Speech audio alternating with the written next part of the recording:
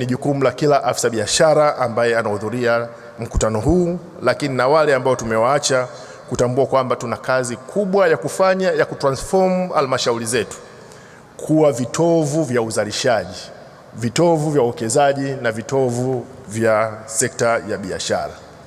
Ilani ya Chama cha Mapinduzi ya 2025 imeelekeza serikali kuchochea mapinduzi ya uchumi wa kisasa, fungamanishi, jumuishi na shindani, ambao umejengwa katika msingi wa kuongeza thamani ya rasilimali ambazo zinazalishwa ndani ya nchi.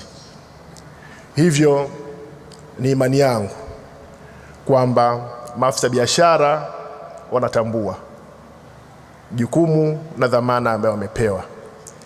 Zamani tulikuwa tumeambiwa kwamba kilimo ndio uti wa mgongo.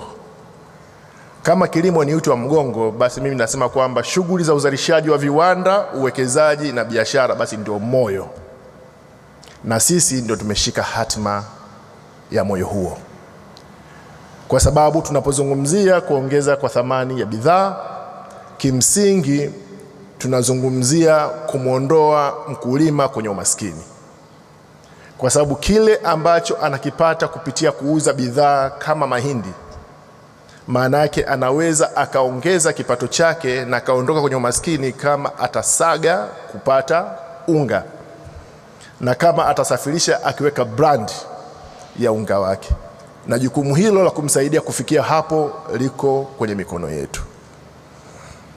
Ndugu yangu Engineer Mativila amezungumza kwamba 5% ya mapato yasiyolindwa katika ile 1% za uwezeshaji za local government inaenda kujenga miundombinu.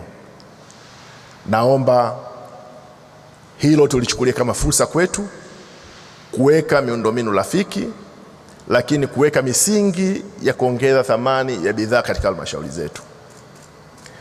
Ni imani yangu afisa biashara ambaye amepewa dhamana ya biashara na uwekezaji atakuwa anaumia kuona bidhaa za kilimo zikitoka katika halmashauri yake kama malighafi. Mafanikio yako wewe ni kukuta kwamba kama halmashauri inazalisha mahindi, ni kutengeneza brand ya unga, kutafuta masoko, kutafuta watu wa kuja kuboresha na kuhakikisha kwamba tunatoka kwenye malighafi kwenda kwenye bidhaa.